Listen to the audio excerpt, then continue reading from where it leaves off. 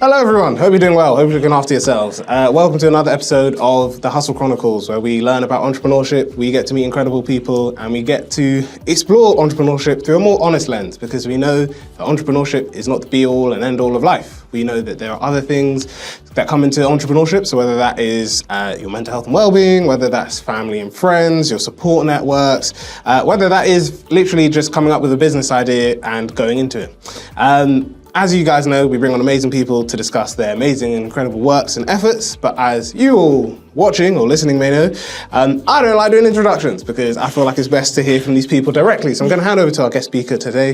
Thank you for coming. Could we please know a bit more about you and what you do? Thank you so much. My name is Jeevana and I'm the founder of Scientia News, which is a platform to make accessible and basically like a free research tool for university students and sixth form students that want to study STEM, but also mainly, representing like an ethnic minority, like someone in STEM, and just inspiring other people. But also another thing is that for me, in terms of journalism, especially when it comes to science topics, it's quite like a lot of heavy information for us, and usually like we are given like 100-page research journals, for example, and they tell us, to try and cut it down. And it's like just a lot to read, right? So my aim was to make sure that we have something where you can just read something within like 2-3 minutes and understand a topic, because it's really, really hard to cut down that information. And I felt like getting a team of people where everyone's got like a unique perspective in a subject that they're very passionate about is quite an interesting thing. So I thought to like open something like that in terms of STEM journalism and have people write about something that they're passionate about that other people can also read and learn. Yeah, no, definitely. I definitely agree. And I think literally like what you were talking about, like that was one of my courses at uni. Like we had a module basically on discussing environmental issues with the general public. And it was things like, okay, well, you can't be using certain terms or phrases because like the general public won't know what it means. And in a world where news and information is sometimes not what it should be, it's all about like you said, like accurate and relevant, but also like digestible information that people can understand and is user friendly. But yeah, we're going to dive straight into the first question, which is all about essentially your journey from academia to entrepreneurship. So what inspired you to transition from pursuing, you did the master's, but transition from pursuing a master's in STEM and regenerative therapies at King's College to founding your own company? And then there is a second part, but I'll let you answer this first part and then I'll go to the second part. So actually I had started Scientia News before I started my master's, and I actually did a bachelor's in biology at Queen Mary. And basically, like you said, we actually had a module where they gave us an article or a paper and they told us to cut down the information and write it in another article in terms of giving it to basically, they say like a 6-year-old child for them to understand.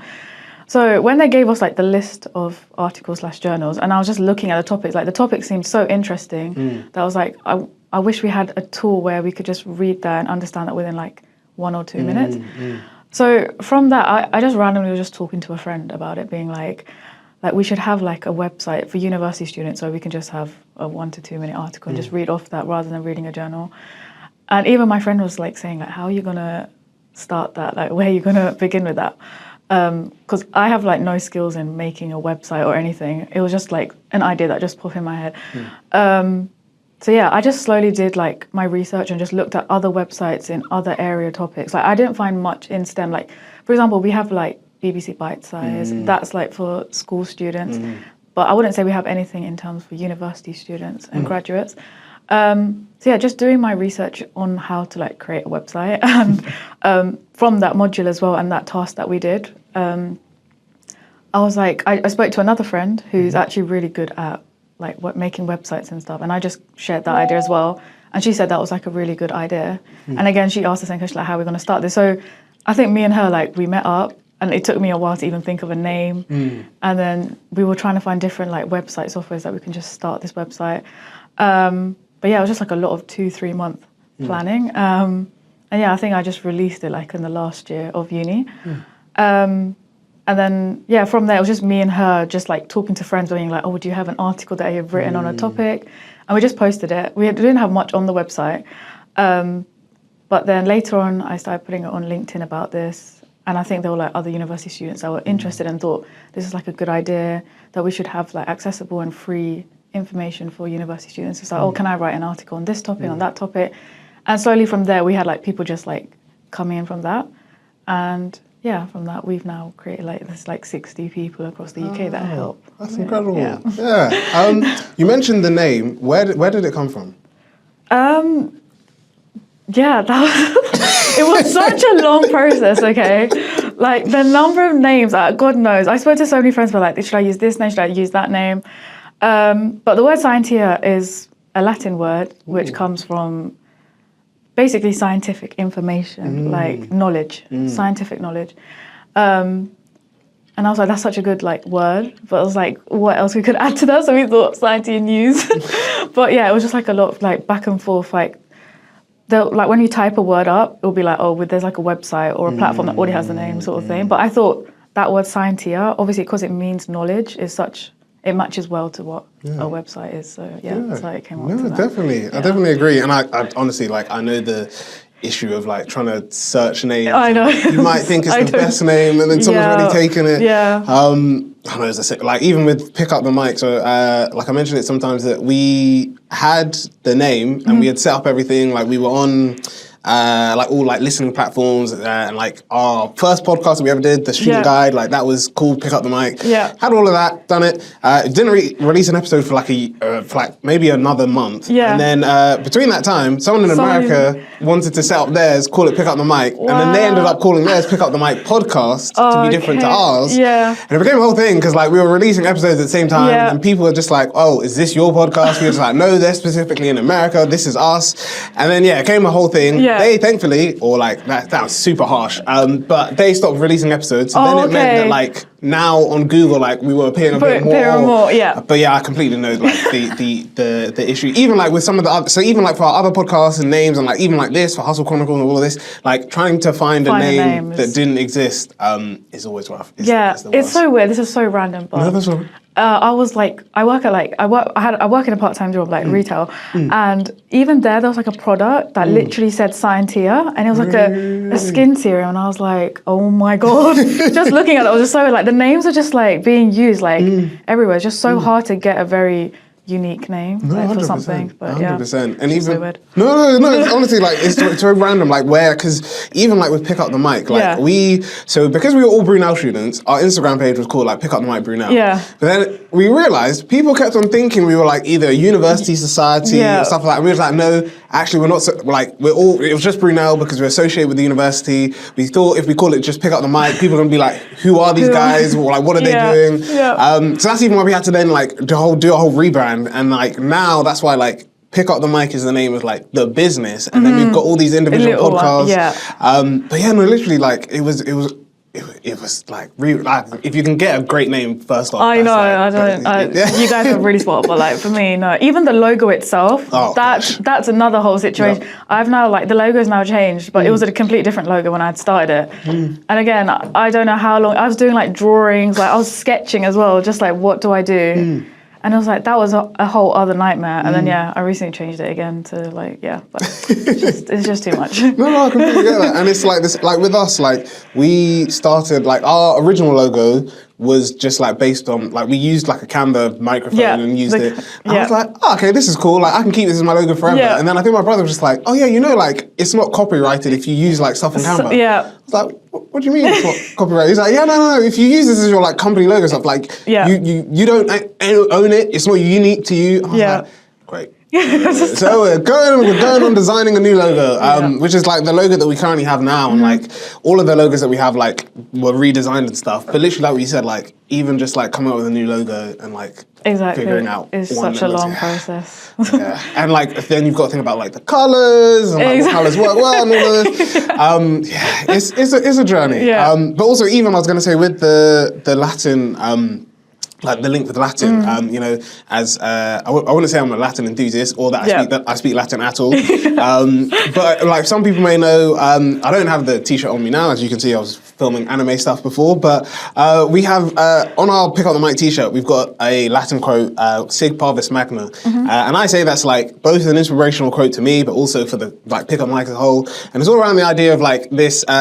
this. So it's from a game. I tell everyone like I did not research like it's a historical quote because Sir Francis Drake said it, but I don't like say that I knew that. I got it from the game, and I just say the game was it was a really cool quote, and I've kept it ever since. But that means like greatness from small beginnings, and that quote is why like we keep it with pick up the mic. But then when people see it, they're just like, oh my gosh, like you guys know, like Jeffrey, you know Latin, and I was like, no, like it sounded cool, and then when I looked into it, I was like, oh, that's a really cool saying. Exactly, it's the same thing. Just found a cool name. I was like, okay, we're going with that.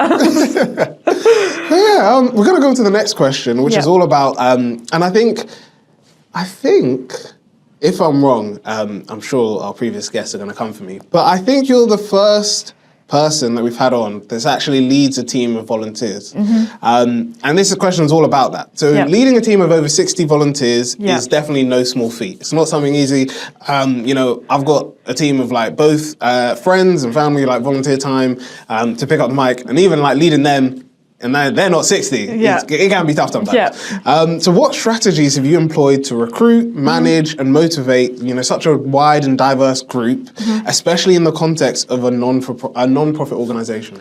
Yeah, so when I started it, and so like I told you, a couple of people were messaging through LinkedIn personally and asking, and we did open a couple of job posts just to say scientific writer at first, and then I think we were working on a good list, like 12 people, just 12 of us. And some of them are still with us. And from there, I was like, as it was like slowly progressing, it was actually like going well. We were thinking like maybe to give manager roles to the people that were with us already.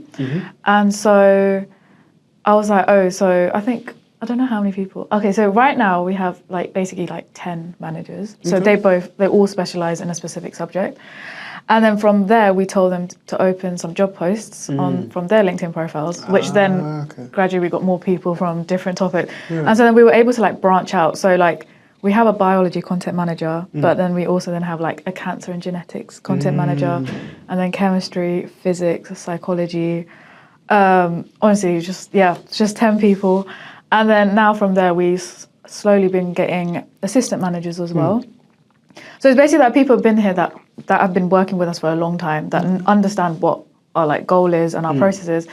They're the ones that we gave them the manager roles to.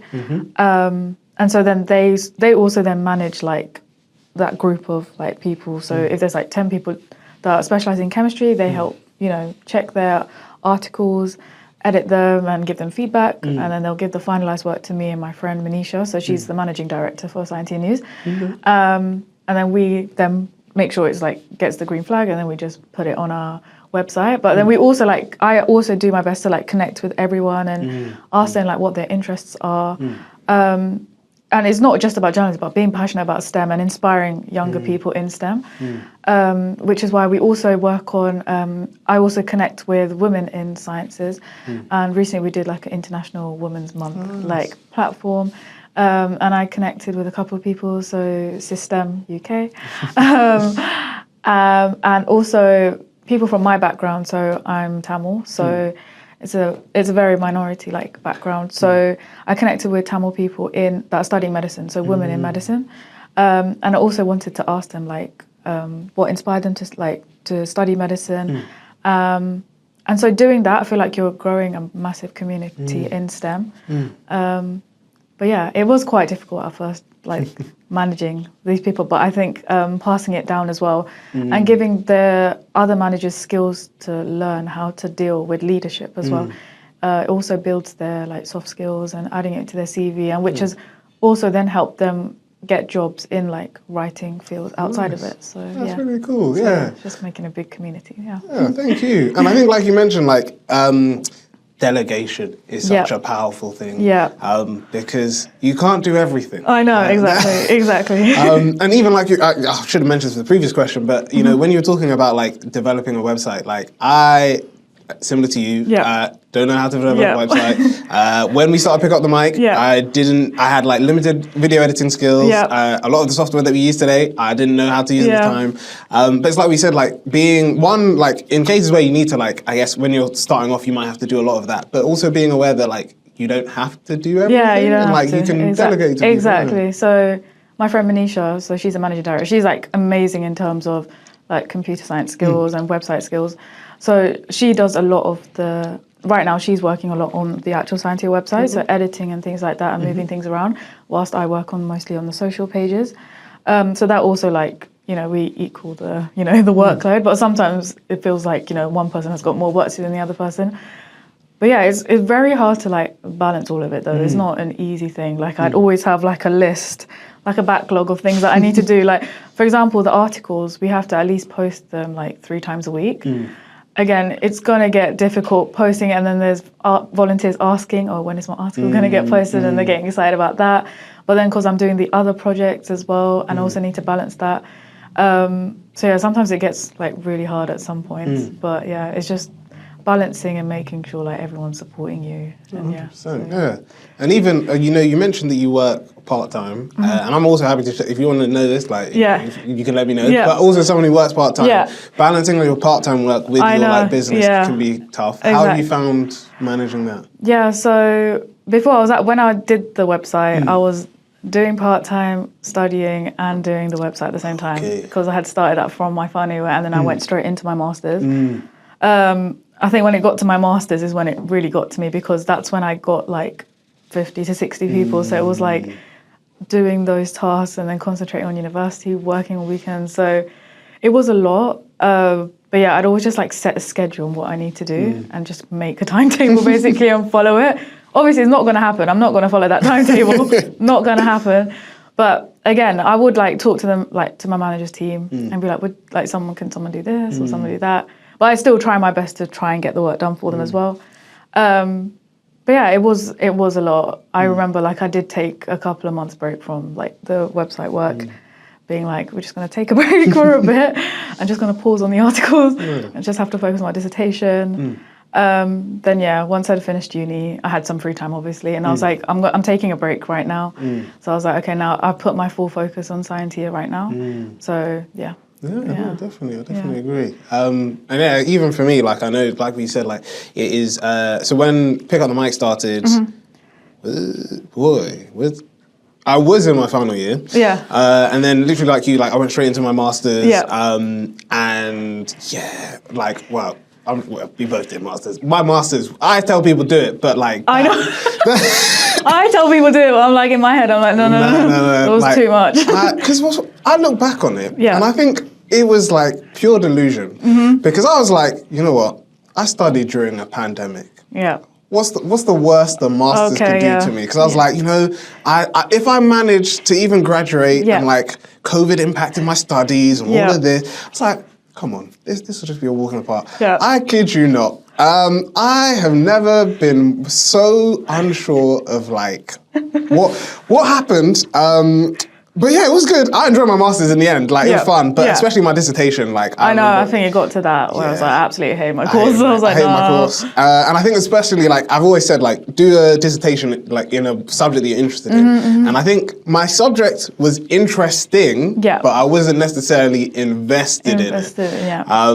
So even like when it came to doing my dissertation, I was like, gosh, like it's like I'm trying to bring life to this. And then, I think I literally got to the point where I got sick and I had to like get an extension. Oh my God. And I even got to the point where I was just like, I got the extension, I was just like, gosh, I just never want to see this thing again in my life. Yeah.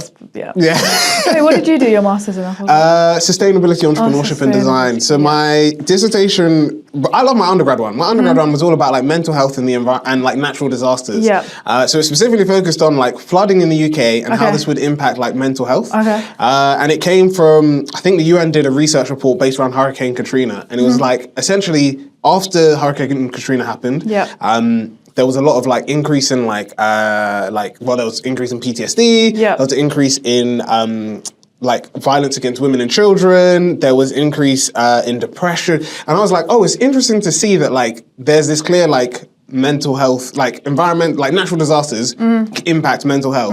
But I was just like, it doesn't really, I've never really seen it discussed until I had that lecture. Yeah. And then I was like, why is no one actually like thinking about like with climate change, natural disasters will increase, which will then mean mental health will also get worsened, which will then mean mental health services will need to take into account this new increase in their use of service. So yeah, my master's was, so my undergrad dissertation was looking at how like that link between and again, the data, because it's like mental health data, is very sensitive. So I could only really look at like, oh, well, the number of usage of like mental health services, I think within NHS England, and then it was like flooding events that took place, and then trying to review like, oh, can I map out the data to see like, if a flooding event happened in a region, was there like an increased use of mental health services? And then again, like I mentioned, my dissertation like was during COVID. So my data was kind of skewed because it was just like, are mental health services being used more because there was a natural disaster, or was it because actually we're in the middle of a pandemic and everyone's kind of like suffering at the moment? But yeah, that was really interesting. My master's one, interesting topic, wasn't invested. All about the idea of, so that, I can't believe I forgot what they're called. That shows you how like traumatic it was. Yeah, that's what I was about to say. It must have been trauma. That's why you forgot and like just want it out. But it's gonna annoy me. If I remember, I'll put out the name. But essentially, there's these vending machines that you can basically like return like you'll use like plastics the bottles, and and you get cash for it. So it's essentially like looking at. So they implemented it in Scotland back in I think 2023. Okay. And then my dissertation was looking about so I'm gonna do a systematic review, which I've never done before, which again, wouldn't recommend. But it was a systematic review, which basically means like, for those who don't know, you look at like all the like research papers that focus on the area, and then you're reviewing each of these research papers to see like, okay, A, is it relevant to my topic? Yeah. And then B, is there a link between like what I'm looking for and like what potentially like this research found? So for me, it was, okay, I'm gonna do a systematic review to see with these like vending machines, if it was implemented in England, would it work? And what would be some of the issues or barriers that could affect it? Yeah. So it was things like, oh, well, you know, it depends on where it's placed. It depends on, so like there was one, I think in Amsterdam, I feel like it was, that was looking at like, like using it for nightlife, and was saying like, why don't you like put it in clubs? Clubs already have a lot of people drinking and stuff like that. And then it was like, okay, well, you know, why not also have it in schools and universities and stuff like that? But then I think there was this like whole concern because basically like I think the argument was like, they weren't, like, people didn't get a lot of money, and there were issues because, like, for example, like Brunel had one in our library, and to my knowledge, it never worked. Oh, okay. So it was also like, if it doesn't work, then people will just be like, what's the point, and stuff like this. And I also feel like the issue was that you wouldn't get, like, a lot of money. So whereas for some of these countries, they were just like, actually, and I know, like, in Nigeria, this is a perfect example where they do, my dad said, like, when he was growing up, they would have, like, so Coke would come in, like, the glass bottle, and rather than like, oh, you have to pay for like every time for a new Coke, you could bring a Coke, your used Coke bottle, your used Coke bottle, and basically they would pay you, like you wouldn't need to pay for a new one, you'd literally just swap it. Okay. So there was stuff like that as well, and saying like, oh, should we be looking at that instead? So rather than telling people like, oh, we're gonna pay you for recycling, instead you're like, actually, if you return like, I don't know, your used like, I don't know, water bottle, we'll actually give you one for free. But yeah, I couldn't tell you what I found in the conclusion because like I kind of like blotted as soon as I like submitted. I was like, I don't want to see this. Don't want to see it ever again. I know. I get that feeling. Yeah, my master's was the same. What did your master's do? Yeah, so my master's was stem cell and regenerative therapies. The topics and everything so interesting. Yeah. But it was actual like the work that they gave us. I was like, oh my god, I absolutely hate it. And obviously it was like a mix with science and business. So our main dissertation was basically you have to make your own startup company. Okay. And you also need to make your own stem cell technology to cure a rare disease. And the worst part was like they said it has to be a novel technology, which means if you find it on the internet, you're basically screwed. So it has to be as unique as possible. And it's not like you're going to get thrown in a lab or something to like make this thing, right? So it's like out of your own, you know, creativity basically. And again, like we said about creating our own logo and, you know, the name, it again took like months to make a name for the company, a name for the technology and what the actual technology is going to be. So my disease was basically COVID acute respiratory distress syndrome, which is a very rare lung disease. And so I chose that, and I was like, obviously with COVID that happened, and a lot of people have now had side effects from COVID, and other diseases have now formed. So I chose that one specifically. And then, my main issue was like the actual technology, like what I'm going to make. So I had to choose the stem cell. And obviously there's different types of stem cells, and I choose a stem cell, and then what else I'm going to add onto the stem cell, and how we're going to basically like put this in the patient. So I think like I chose like to do like just the normal like IV drip, which I thought was like easiest. But yeah, again, that was like a whole process because they said that we had to look at other pharmaceutical companies that are in like obviously in the market right now, and we had to see like if there's going to be competition between our product that we've made compared to like the products that are out there, which again is another problem because it's like we're obviously not experts, we're students, and it's like how are we meant to know all these research companies, what technologies they're making, if they were successful or not, and we had to see like the prices and how much we want to sell these products for, which like pharmaceutical company we want to sell it for. It was like it was such a long process. And I think, we spent like a good, 3 months writing this, like planning it and doing this dissertation.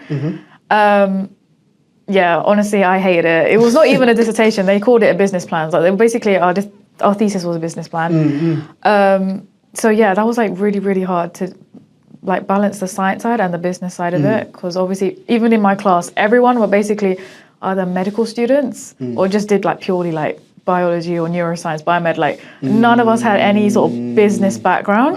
And so we were thinking, okay, our professors are going to maybe like teach us. And obviously we were thinking, they're going to help us with this. But we forgot like this is a master's. You're going to have to do this yourself. Research yourself. I think I spent more time like teaching myself these things and asking the professor like, can you help me? Because they're going to be like, no, research it yourself. Absolute nightmare. And then on top of that, they told us we had to do a business proposal. And it's basically our professors will pretend like they're investors. Okay? Yep. And you have like a minute to, be like, oh, buy this product. And what's like the positives about the product? Blah, blah, blah, blah. And that was like, they said like, you've got 1 minute to do that. And then we had like a 10-minute presentation of like an in-depth like information about the our research company, our technology and how it's going to go into the market and who our target market is. So I think I targeted on the USA and USA and the UK basically. It was honestly too much. I just never wanted to look at the product and my research company ever again. I was just like, what is this? I was like expecting the thesis to be based on that. It was fun doing like the actual concept of it, like making your own research company and how many people you want to manage and blah blah blah. But the whole process was a joke. I think again I changed my idea about 10 times. Like honestly, the amount of tabs that was on my computer was like 100 tabs. And I was like, I'll be writing something and I was like, and then I'll just be like throwing the paper, being like, never mind, that's like a terrible idea. And it was such a messy process. No, obviously I completely get it. Yeah. But what was your undergrad in? So my undergrad was in biology. That concept was more like the topics will be basically in a bit of everything, which is why I chose that subject. So it'll be like ecology or cancer. It'll be a bit of everything. Okay. I think that I enjoyed that more, and I enjoyed my thesis more doing that one. But yeah. I feel like this isn't us saying you shouldn't do a master's. Yeah. This is us just saying this is a reality check. Yeah, a reality check. Yeah. Because it's like even like I know friends, and I've always said like I liked the fact that I went, and I guess maybe it's similar to you, like going. I feel like if I was to do my master's now, I would have probably hated it a lot more because like you're already in that like uni mindset. You're sort of like used to like digesting information quickly. And like even like my sister, she's doing like a course through King's. Okay. And she was just like, oh yeah, literally like I'm using Mendeley and like I'm doing referencing and it's just like I have to now relearn like all of this stuff. I know, and I was like, oh gosh, I couldn't do it. The main reason why I haven't done a PhD yet. I know, everyone's been asking me, are you going to do a PhD? I'm like, no, don't ask me that question. I think I need to take a break. Because I literally just jumped straight in my master's after my bachelor's, just thinking like, obviously I've got the knowledge and I was like, I don't want to lose touch of like studies and etc. Because I feel like if I had taken the gap and then gone into a master's, like some people can do that if they want to, but for me personally, I was like, I want to like keep like learning something new. But at the same time, I think it was just like a lot. It was like just getting thrown into the next stage without taking like a break, which is why I was like, now I just want to take a bit of a break, spend some time for myself, and then like focus like next steps. So, definitely. Yeah. I think I'm just hoping any university wants to give me a free PhD. Yeah, honestly, like, I'll take a doctorate. That would be great. You need me to talk. You need me to like sell your university. Hit me up. Because I've said like I'm always thinking about doing a PhD. Same. I always think about it, but then now, like, if I get it for free, like, I'm not going to complain. Yeah, exactly. Who am I to like dampen and say that a university shouldn't just award me for the work that I'm doing? Yeah. Honestly. We're going to go on to the next question, which is all about addressing gaps in STEM communication, and we sort of like touched on like the importance of why clear information, especially when it comes to like STEM topics. And I think we didn't actually talk about it before, but obviously with COVID, a big thing was like people getting the information. We had people in power who we will not name because I do not want to name him, saying drink bleach because that's going to kill COVID. Yeah. And you had like other people like using, funnily enough, podcasts as well to spread misinformation and things that weren't necessarily exactly true. So that's why I say like that's the real importance of like not only like platforms like yours, but like also even like the direct work that you're doing of like having like stuff written by people who know what they're actually talking about. So essentially, you've aimed to make STEM, medicine, dentistry topics more accessible. Yeah. What gaps did you identify in traditional science communication, and how does your platform seek to bridge these gaps? Oh, interesting question. Okay. So in terms of when we did STEM, I think it was like the typical, it was just like biology, chemistry, physics, maths. I think that was our main focus. Okay. And when we slowly went into it and there were more people like connecting in with us, we slowly then realized like psychology, economics, they were also topics that were like becoming like more of a current topic that was coming up after COVID. And then again, like mental health is like a big thing as well. And so then we also wanted to incorporate that into our website. So we also have resources for like mental health, etc. And we also have like a resource. I think when also doing the STEM communication like website, we also then added like a resources page, as well as we also added a CV page. So we understand like after, especially with COVID and now with the job market, it's really, really hard. We also then opened that so that we could allow students to like put their CV on our website, and then we also did like checks and gave them advice on like what they could do to make it better. So I think that then also helped like students see our website and be like, oh, so are you also open for me to work on your website, maybe to gain some new skills and add it as like a volunteering experience on their CV? And I was like, yeah, sure, just send me, like obviously now I've seen your CV, like give me your final one and then we can maybe, think about it. So I think those things then also open up like a bit more stuff on our website, not just focusing on articles, but also just helping people as well. And again, we've also then connected with women in STEM to inspire other like young generation to get into a field of STEM as well. But I feel like no, it's honestly like I think that's really important, because I think that's like one of the issues with like way like you said, like with the job market, but also like with communication on TVs. Even like I know with my so I used to, like I said, Actually, I didn't say it, but I did a placement for my undergrad and master's because clearly I didn't know what I wanted to do after graduating, so I wanted to stay at university for as long as possible without having to do without having to do a PhD. And for my master's placement, it was working within our like professional development center, so helping students, particularly from biomed, environmental science, life sciences, and sports sciences, to find like placements and like reviewing their CVs, cover letters, supporting the like advisor who would give them targeted advice. And like I think one of the things that like our department realized was that a lot of students were using like ChatGPT to write their CVs and cover letters. It got really bad to the point where like some of these placements, students were submitting like literally it was like copy and paste. So it wasn't like, oh, I'm gonna like adjust it. It was literally like, oh, so my name is bracket, insert name, and I'm applying for insert role with insert company. And they were just like, okay, so it started off with just saying like, please don't use ChatGPT to write your CV and cover letters, and like it just kept on happening. And then one of the like people in my department was just like, why don't we just basically instead of telling them no, say we know you're gonna use it. Yeah. Why don't we just show you how to use it effectively? Yeah. So they did like workshops. They did like one-to-one discussions on like, okay, so if you're gonna use it, like use it to maybe like bounce ideas, or maybe to like figure out like what you could do to like highlight in your CV.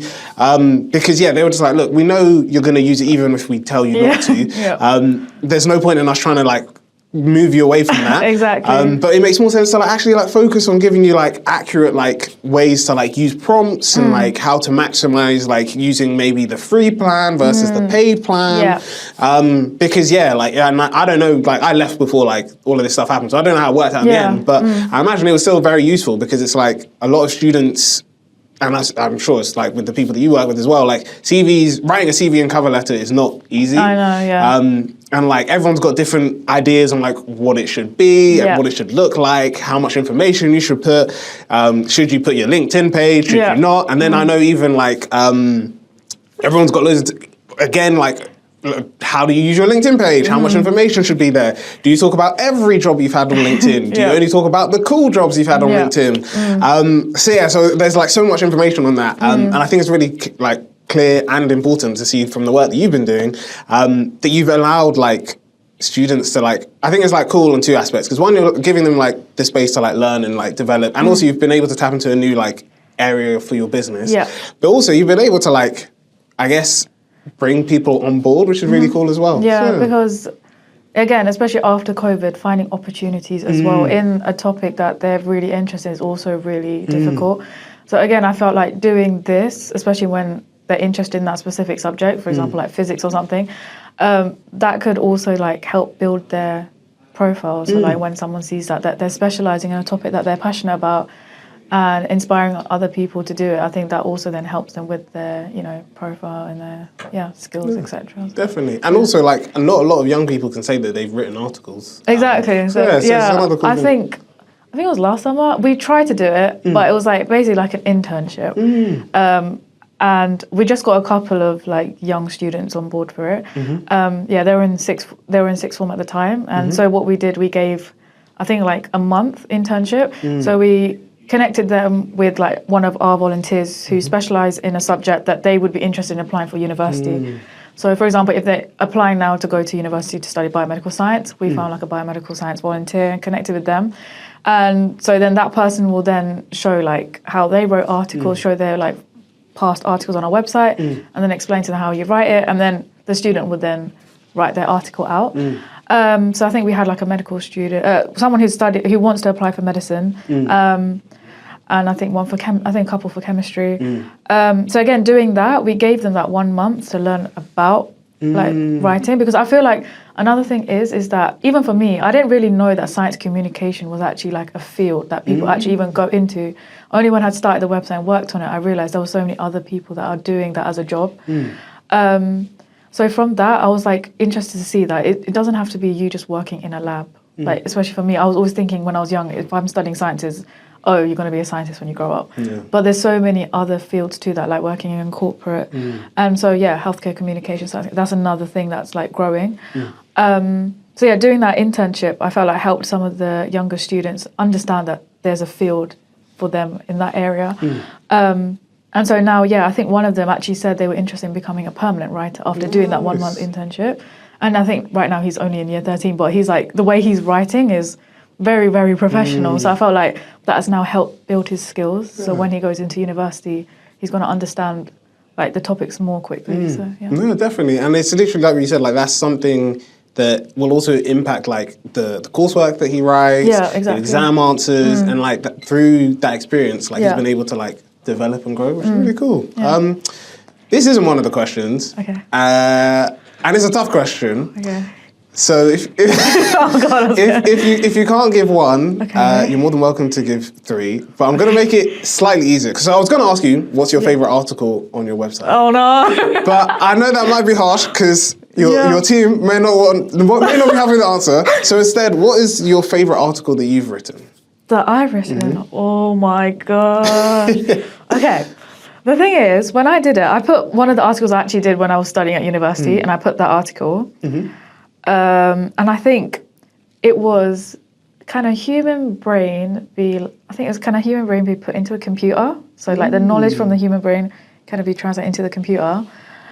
I actually have one that is coming up, which I'm actually excited for, which is, this is actually a group project. So me and 3 other volunteers, basically we actually had someone message from The Guardian. Yeah, he's a health editor. And he saw my website on LinkedIn, and he said that if I was interested in writing an article with 2 people that he's connected with, and they're basically 2 scientists. And so he said, like, if you're interested to do an interview with them, and based on what they talk about, did you want to do like an article and put it on the website? And basically we could find a connection with them because obviously they're senior and working in a pharmaceutical company. So he first asked me, and I was like, you know what, I could use this opportunity to give it to some of the volunteers in our company, because then they can also then learn from these, you know, senior scientists. So apparently they've got a novel that they're like writing about, which I can't say much about because obviously they haven't released it yet, but it's very, very interesting novel. And it's kind of similar to my master's actually, mixing science and business together. So that's the one I'm actually quite excited for. So they were we just kind of just asked them like what inspired you to write it and more about them. So basically we're writing an article on that. So we've done it, but we haven't like launched it yet because we're waiting for but I think that's what I'm actually quite excited for. So yeah. Cool. Yeah. Thank you. We're going to go on to the next question, which is all about recognition and impact. So you have been recognised, well, you are a finalist for the Baton Awards in Excellence in Media, and that's a really significant achievement. How has this award impacted the work that you do, both as a founder, but also your broader goals as a STEM advocate? Ooh. So when I applied, obviously, I actually had no I just tried it. I wasn't even thinking about it because I've heard about the Baton Awards for a very long time, and I'm very inspired by the people that have received it. And I think System UK, I think Abigail, she got it. I don't remember, but I was inspired by her getting it. I think as well. So I just thought to apply. Based on everything that I've been doing, and especially as a leader in STEM, and especially coming from a minority background, I kind of wanted to represent that in that sense. And even before that, actually, there's a company called STEMettes as well that recognised the work that I was doing as well. So when I was seeing that people recognising the work I was doing, I just wanted to apply so that I can inspire younger people in my background to be a leader in, you know, sciences. So yeah, applying to that, I had no sort of like thought process whatsoever. I just sent it being like, yeah. And my friends were like, we will like vote for you, and you know, we like back your project that you've done and you've put so much effort into this. But yeah, coming to the final 3, I was actually in shock even receiving the email. And they were like telling me that like loads of people applied, etc. And obviously, like, I didn't win, and I didn't care about, because like the main thing was for me was knowing that people had recognised my work and seeing that it's actually made a big impact on people. And the thing is, it's not just me; it's like the 60 people that are actually behind me that, you know, they backed my project and actually, you know, see something in it, which is why they're actually working with me. So that's why I felt like that award was not just for me, but for my whole team, because I felt like I was really proud for my team, like the amount of effort we all put together. It was such a big achievement for us. But yeah, for me personally, it was such a big thing because for me, like my parents, they came from a country where there was a war and they had to build themselves from nothing, and they didn't have much knowledge about things. And I'm like the first person that had gone into university and representing like the country that like my parents have come from in STEM, because I feel like there's not that many people that I was inspired by like in my background. I felt like that gave me that big like confidence boost, like getting that recognition as a leader in STEM. So yeah. No, really great. And I think one key thing from your story is like how do I word this? Not the power of the unknown, but like the importance of like trying anyways. Yeah, exactly. Because literally, like we said, like you never know where like. At most, you don't get it, but you know, if you do apply, you never know what can happen. Know. That's what's like. You always. My thing is I always just try it. I'd rather try something and even if I don't get it or get it, it's fine. But I don't like living with regret. That's my main thing. As long as I've tried and I know, like, I put my hard work and like the most effort possible, I'm happy with that. But I just don't want to live with regret, which is why I just like to try with these sort of things. Perfect. And we've come to the last question, and then I'll let you ask me any questions you would like. So we'll look into the future. So looking ahead, what are your aspirations for Scientia? Could you say the name again, please? Scientia News. Scientia News. I'll get it in the end. Are there any new initiatives or collaboration, that you can talk about? Are there any new initiatives or collaborations on the horizon that you're particularly excited about? Well, I just finished the International Women's Month one. I think that's always the one that I get the most, like, really excited for, because it's always like showing all the other women that are, you know, in STEM, and especially from ethnic minorities, which is my main goal. And also presenting the people that are actually in my website, some of the volunteers, and also like showing their face, like what they're doing, etc. In terms of the future, I haven't got anything planned yet. But I have ideas, but like it hasn't been like officially, like I haven't done anything yet. But yeah, mainly right now my focus is like collaborating with other people and just getting like more people to see our website. And for example, like psychology, economics, they're like topics that are quite, you know, underrated. So currently working with another company that focus on mental health. And so we were thinking of like writing an article about mental health awareness, and specifically in the South Asian community, which I feel like is not really like spoken about. But yeah, I think this year my main focus is working and collaborating with people, outside of Scientia. Yeah. Any like if connection or like networks weren't an issue, you would be like, this is the person that I would like to work with, or these are organisations I'd love to collaborate with. God. Oh my God, it'll be a long list. There's so many people I want to work with. Like, even for example, like System UK, I'm going to be very honest, like, again, I followed them even before I had started Scientia News. And again, I was very inspired by the work they were doing. And Stemets as well, a very big company. And I was inspired by them since I was in school. Like, and it's crazy to think that I've come to a point that, you know, I've actually like collaborated with them, worked with them. So honestly, I think Stemets was, one of my main ones actually already. And I'm very happy that I've managed to collaborate with them. But I'll tell you, not right now. There's nothing to do, but yeah, if it comes to me, essentially, if you've got any questions, let me know. I do actually have a question for you, but this is a tough question, so I'm going to save this to the very last thing that we do. Okay. But yeah, do you have any questions that you'd like to know? Too many. Obviously, I think the main question is like, what was your reason behind starting Pick Up the Mic? So, we go all the way back to October 2020, and essentially someone reached out to me.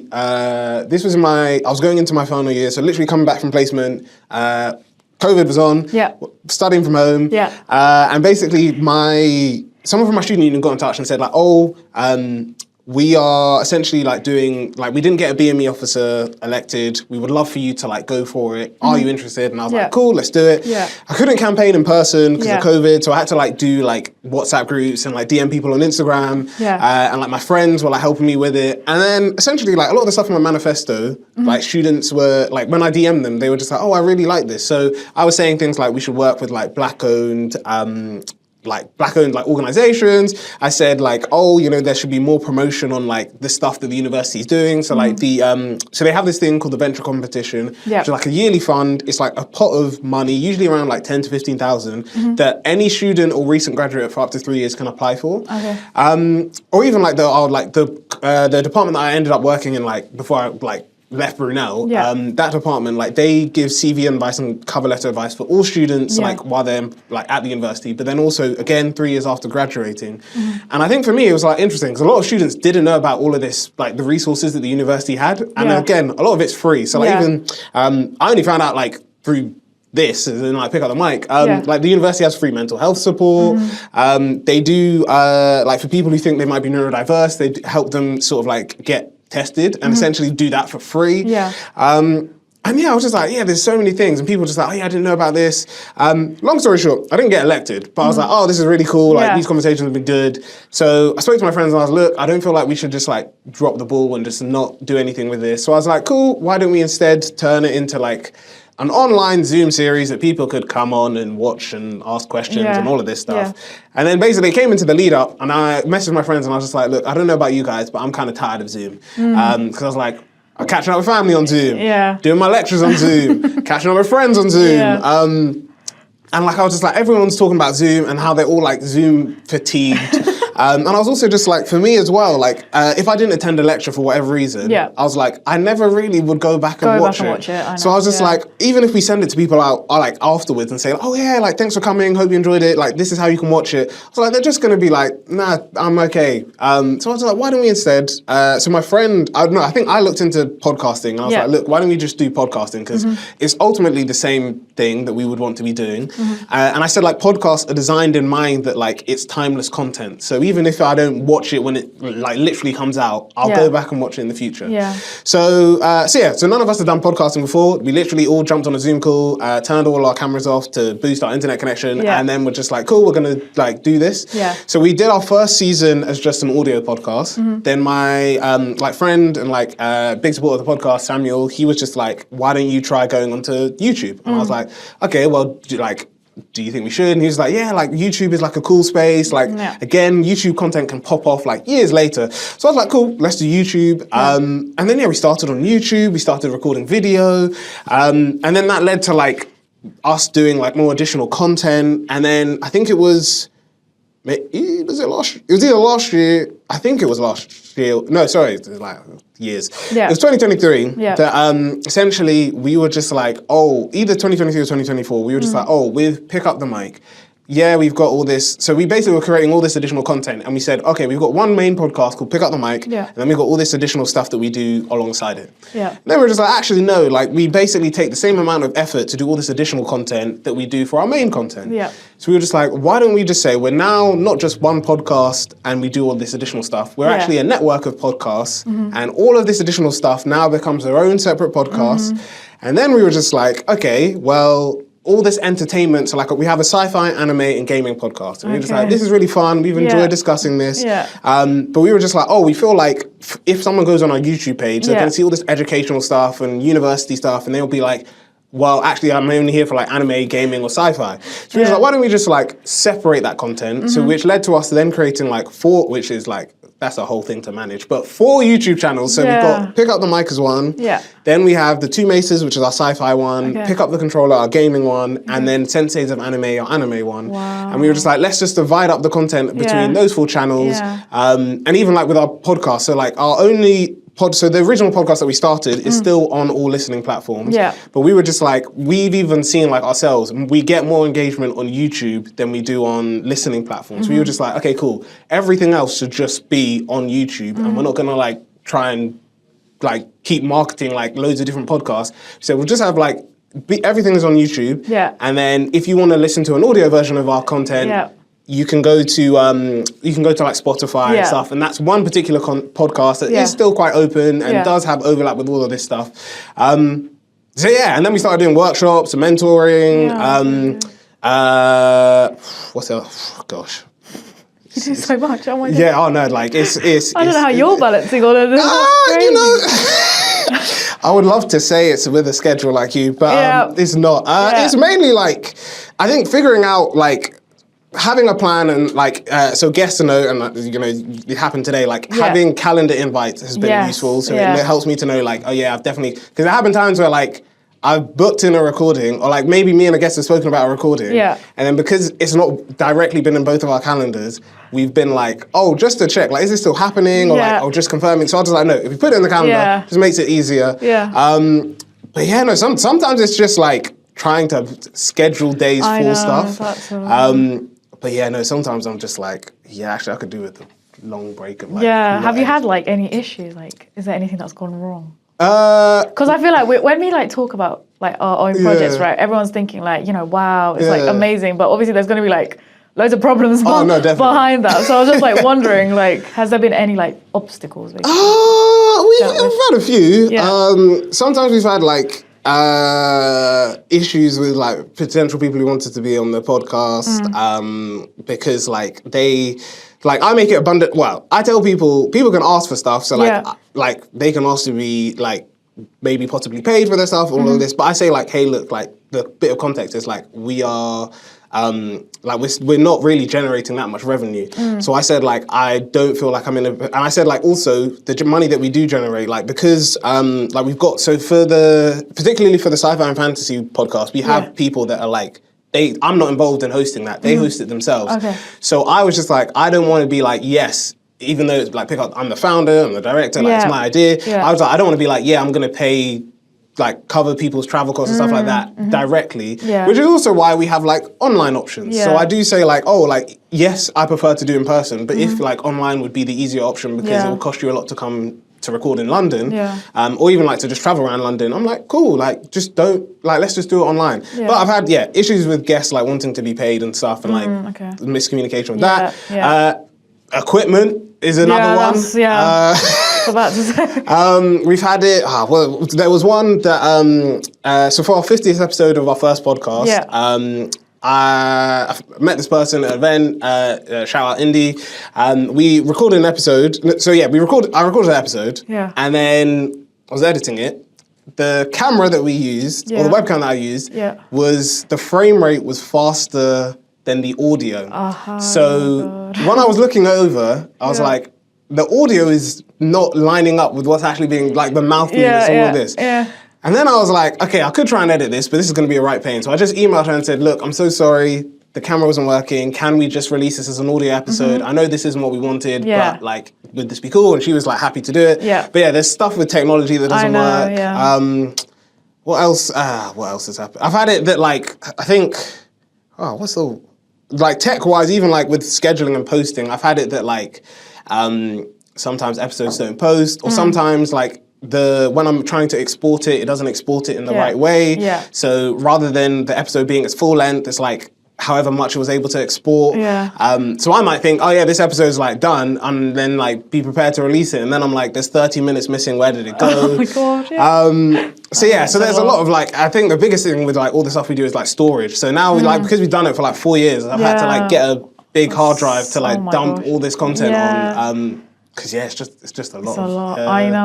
I know. The same with me, like even with our website. Main issue is if it crashes down, like you're doomed. And it happened a couple of times, like it'll be a blank screen, and like me and Manisha will be like panicking, be like, what's just happened to our website? Why is it blank?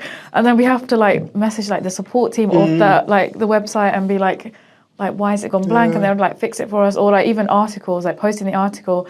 Like the volunteer would message me being like, hi, I can't see my article. And I'm like, oh my goodness. And then I have to go back to Manisha and we're like, oh my gosh, we need to like fix the like actual link. And it's like, it's such a like tedious process. It's just technology is such like a big problem. And like even like when you were saying about the website, so like when we like bought a domain name and like got all of that, I then had to change all the stuff on the website, and then when we like the pick up the mic stuff changed and what we were delivering on, then I had to like do different stuff, like have a podcast, have like basically the links on our page I had to like update, and then even like to this day I know not all of them are accurate, but I just have not had the time to like dedicate to fix everything on the website. Technology is it's a big problem. It's a big problem. But any other questions? Oh my gosh, I did have a question. No, that's all right. Yeah, I was going to ask like who is your like favorite person like you've done a podcast with? Apart from me. I'm joking. I'm joking. No, I'm joking.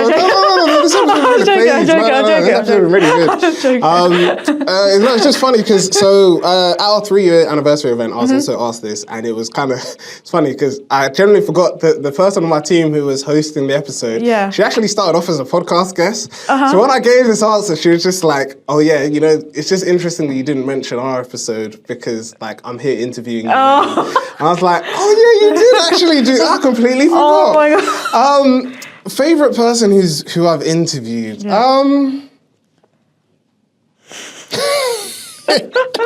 know what's funny? I was going to ask you, what's the favourite episode you've listened to? Oh my goodness. That was going to be my question to you. Favourite, like, the one that, I don't want to use the same answer. The one I always say is the indie one, because I was just like, it was 50 episodes of our first podcast, and like, to get to 50 episodes is like crazy. Even like when we get to 100, I'm like excited about that. Yeah. But yeah, I don't want to use the same one. I also generally sometimes forget how many, like, who's been on. That's what I was about to say. It's a lot. That's what I was just wondering. Oh gosh, who? Or maybe any of your recent ones then, if you. Recent ones. Yeah. Like, I could do both. I'll do both. I'm going to challenge myself to both. Recent ones, favourite episodes. Like, the cop-out answer is just useless. Basically, the cop-out answer would be my own, because for this podcast, I asked a friend to interview me to just discuss my like journey, pick up the mic. That would be my cop-out answer, but I won't give my cop-out answer. Okay, I will answer that question. Just give me 1 minute. Don't ask me the question back, because it's going to take me a while to actually think about this. I need to go to our YouTube page, because basically I'm just like, I genuinely don't remember all the podcasts that we've released. This year, I think this year even is also tough. Yeah. Because we've had... You've had a lot. Yeah. And we're only in like April. Yeah. Thank you very much. Generally, I'm trying to get to the page, and like YouTube is taking the longest to load. Favorite episode this year.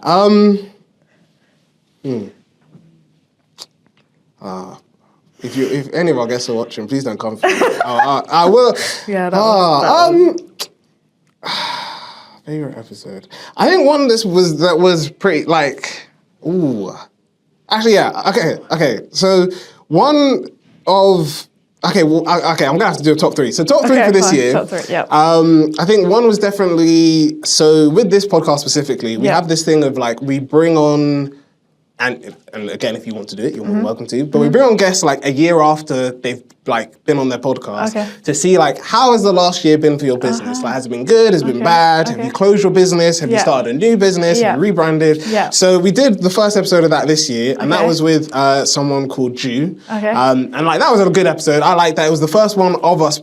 Was it the first? Yes, it was the first one of us bringing on like a guest back. So that was really cool to like see that come to life. I think the second one, which funnily enough is also this podcast. Also, I'm going to give a cop-out answer. Her sister, Mayo, who sometimes watches, is also included in that because they both came on. I think another one, which I thought was really interesting, and like the guest speaker, like we just met randomly at an event that was like held like at my workplace. But her name is Elida, and she with her sister run this like app called Exhibits, which is all about like all the exhibitions that take place across London. It's like a one-stop shop to like know what's happening, where they are. Sometimes they group it by like I don't know, like technology or like by like continents and countries. So to me that was really interesting because one, like Elida's not got experience in, like she learned how to build an app. So for me it was really cool to like see that, like, I guess literally like what we're talking about, like not being an expert in everything, but like using your like skills and like being invested in like developing and growing. Number three.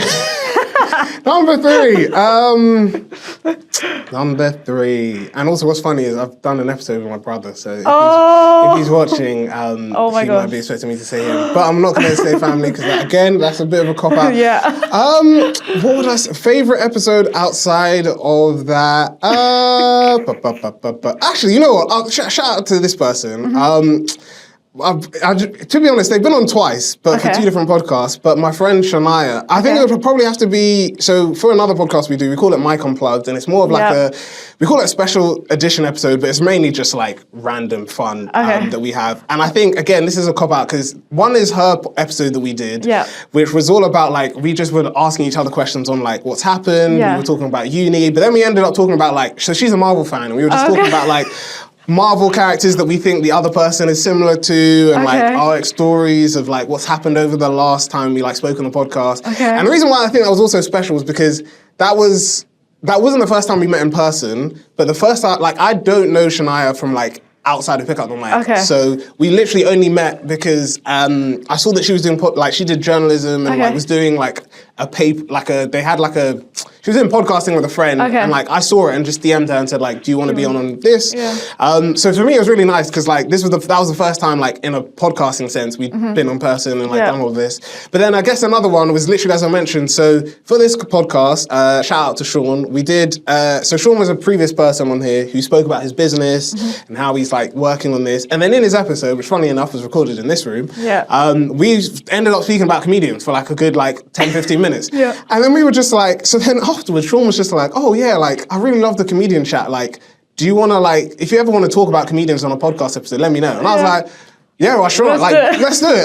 So I brought my brother, who's like also big on like comedians, and then the three of us literally were just talking about like comedy for like an hour and a half, and we were just like, yeah, let's do it. Like, why not?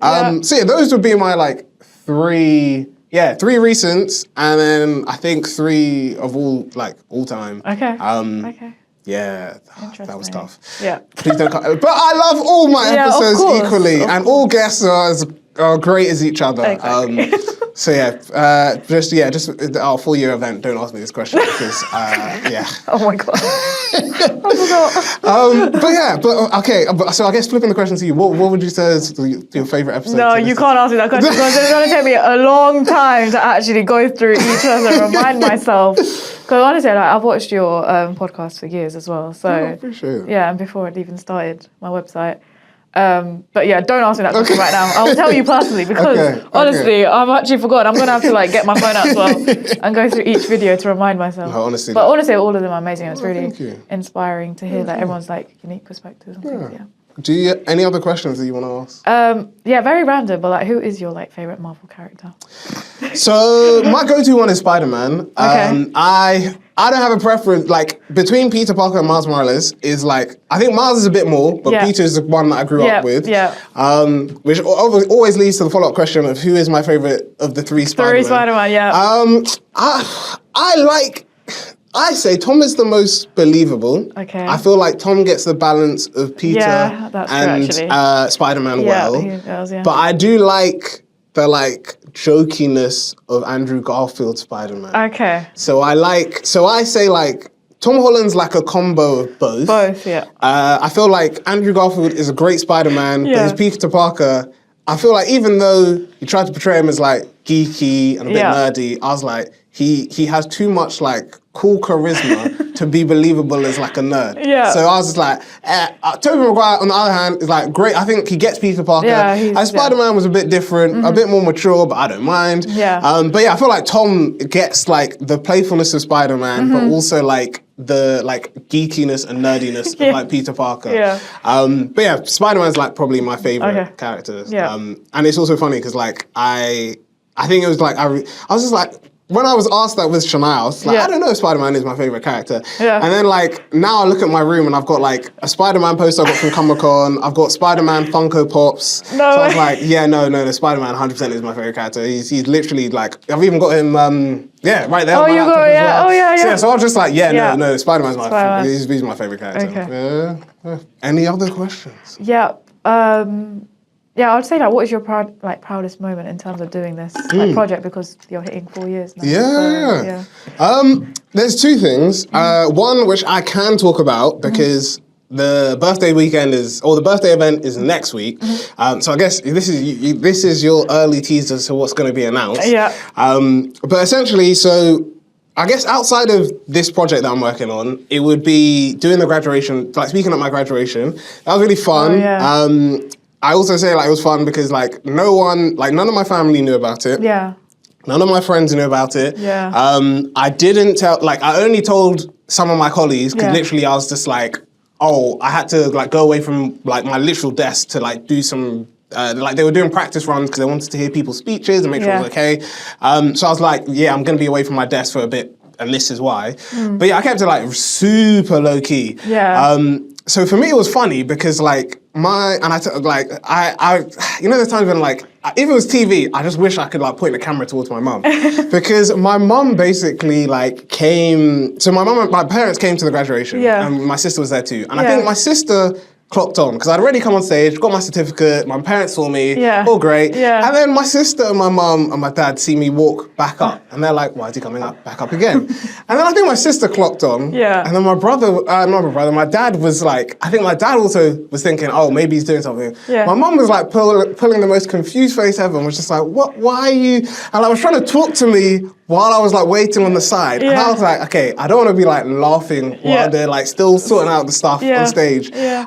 But yeah, so that was really fun. It was great to be able to do that speech and like, I tell people like literally, I don't remember this in the moment. I couldn't hear anything going like any laughter or like from the like academics and like high people up in my university behind me. Yeah. But I say the funniest like thing to me was my head of, not my head, like I don't know what his position was at the university, but he's like very senior. Okay. Apparently according to like my manager, well, one of my managers at Brunel, he was like loving it. He was like laughing at all the jokes I was making, all of this stuff. And I was like, I couldn't tell you. I thought they weren't really liking it. But yeah, that was really good. Yeah. And yeah, now the new one is this project. So essentially it's called, the name may change. I will give context because we have had like, I guess done some user testing, so to speak, on the name. But as we've mentioned, finding a name for something is a right pain. Yeah.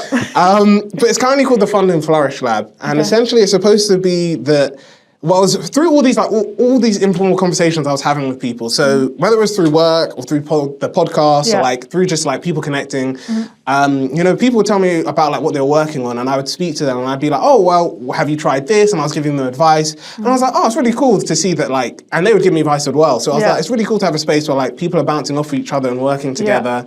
And then I was just like, why isn't there like something that like is focused on that? So it's not necessarily like you're getting, whether you're like a business founder or even if you're like a freelancer or someone who wants to get into business, it's not necessarily like a space for you to like get direct, like, I don't know, like mentor and like master classes or workshops and stuff like. It's like a space where actually the focus is everyone here has like a unique perspective or unique skills that they could like offer to other people. Yeah. So it might be like, I'm a serious with marketing and I know all the marketing tricks, but you're a videographer, so you could help me with like creating content. So essentially that's what it started off as. And then a friend of mine called Elise, shout out Elise, she runs a like community, it's not really registered, but like a community group or project that's called the Quarter Life Hub, and it's about supporting people in their 20s and 30s on like their professional and personal growth and like helping them to figure out like what they want to do next in life, like outside of like, I guess the constraints of like you need to know what you're doing all the time. Yeah. And for me, what was interesting is, so when I told her about this project, she was like, oh, this sounds really interesting, I'd love to get involved. And I was like, cool, like why don't we work together on this? And she mentioned, you know, while it's great to be focusing on like entrepreneurs and founders, why don't I bring in like also people who just want like a third space to create, try things and test things out. So essentially, it's currently a 3-month-long program. And like I've got a few people who have signed up or like said they're interested now. Because I want to do it most likely the first group as a small group, mainly because like I want to test and see if this is even something people want. But yeah, the plan is 3 months, they'll work on a project. They'll hopefully at the end be able to like showcase what they've achieved at like a big event. The plan also is specifically with it, they'll come like once a week, they'll work on their stuff in person. And then during that time, like there will be like some weeks where we might go to like a different like co-working space, for example, or like a space where they can learn about things to support them. I'm also looking for funders for this, so I will probably release this as a short clip so you can like hear my plea for money. But also more for like, if you've got like, if you want to support and like work with us, like I don't necessarily, like finances is great, but also like we're looking for other ways. So if you want to provide space, provide knowledge exchange, please hit me up. I'm looking at all 3 cameras here, but like, yeah, please do hit me up. But yeah, I would say like, that's probably like one of that's currently like the proudest thing I'm working on, because I think for me, it's like even like research like different entrepreneurial programs and like seeing what they offer. And like for this, I don't want to like charge people to take part, but I also know that like people essentially do want to have that space where they can create and trial things 100%. And do all of this stuff. And I don't want people to feel like, oh, because I'm not, I don't know, like good enough or like popular enough, that means that I wouldn't be good enough to be considered for stuff. So yeah, that would probably be like my proudest thing. We're moving it towards this to start in May. Okay. So we should hopefully have our first group. Yeah. And then with that, there will be like a whole thing so they'll have their like 3 months, and each month has like a different focus. Yeah. Then they'll have their like showcase event, and then the way it's going to work is at the showcase event, again, fingers crossed, I need to check venue space and figure out all of that stuff. But then the plan is at the end, so we are going to document everyone who takes part on like a 5-part documentary, which will basically explore like different things, and then we're going to hopefully, I just need to figure out how long I want this thing to be and like how long each episode should be. But the plan is this docu-series will just like, that we'll stream, like, essentially we'll do like a live broadcast on YouTube, but also like showing it to the audience in person of it. And then we'll say, okay, and over the next coming weeks, we will release like the next 4 episodes. Okay. But yeah, that's probably like it. That's probably the biggest thing that we're working on. You're if you want to get involved, you're welcome 100%. to. We're looking for people, so I will send over more information. But yeah, we want to do the first cohort at least, which will be that small group. And then we're planning to like, again, depending on like finances, how this first group goes, then make it bigger and like work with more people. But yeah, we want to just basically give people a space to create stuff and like not be limited to what they're doing. Yeah. That's really good. Any other questions? I think that's it. You think that's it? Okay. We will then wrap up there. So thank you very much for coming on. Thank you so much for the opportunity. Honestly, it's been great learning about you and your journey, and seeing like, I guess, like science being explained in ways that aren't like, because I think people also have this theory that like it has to be explained in like a very simple and dumbed down way. But to see science explained in a way that is both user-friendly but also like still engaging. But yeah, it's been great to learn about you and your journey and like all the incredible work you're doing. You too as well. Thank you very much, thank you. If people want to connect, they want to learn more, they want to check out the articles, they want to even write some articles, how do they get in touch with you? So you can go on our website, scientianews.org, and we have like a section where you can like fill out the application and just say like what you're currently studying, or if you finished university, and what your interests are in terms of the topic, and we'll check your CV and maybe there will be an interview just to know more about you. And yeah, we love to have as many people as possible because obviously, again, everyone's got a very unique perspective on what they're passionate about. So yeah, just, you know, don't be like afraid. Like it's about being creative and just showing what you're interested about. So you can apply on there, or you can message us on LinkedIn or Instagram. Our page is up there as well, so you can just message us. Perfect, cool. And anything people should keep an eye out? Any events? Anything people should be looking out for coming from you guys? Just more like we've just got some like unique articles and collaborations coming up, so I'm just excited to launch those. But that's it. No, that's perfect. Cool. And thank you to you, our wonderful audience. If you like this episode, like, comment, subscribe, always appreciated. Let us know in the comments if you've got any questions, queries, concerns, or anything you want to talk about, like this discussion, or future episodes, let me know. If you want to make sure you don't miss this episode, or like future episodes of the Hustle Chronicles, it's been a day of 2 recordings, so my brain is slowly getting tired. But yeah, please make sure you click the notification bell.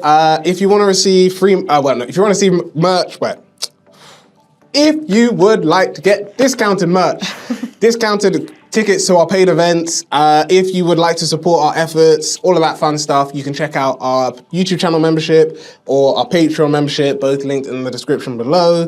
Like I said, end of the day, like usually, it'll come to me.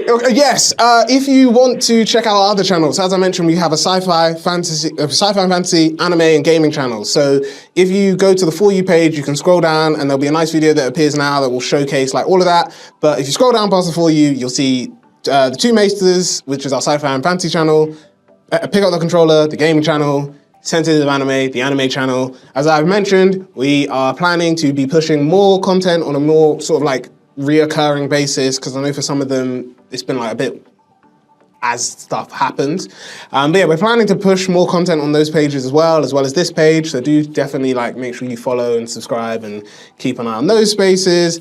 And then I don't know, I need to figure out essentially what's happening. But if I have planned this right and I've done it, then there should also be a link to the Fund and Flourish Lab. So if you do want to take part, you're interested, you like the idea, please do sign up. There will be like a Google form at the bottom, which will basically just say like, if you're interested, sign up, and we'll let you know when we like open it up to sort of like anyone to apply. But yeah, for now, we are keeping it just to a small group of people, so we can make sure that when we do open it up to the public and to you wonderful people at home, that it is what you are looking for.